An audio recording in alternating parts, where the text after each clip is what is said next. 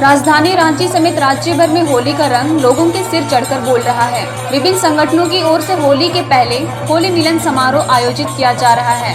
इस सिलसिले में रविवार को रांची हिंदू संघ की ओर से हरमू में होली मिलन सह सांस्कृतिक समारोह का आयोजन किया गया, जिसमें बड़ी संख्या में लोगों ने हिस्सा लिया।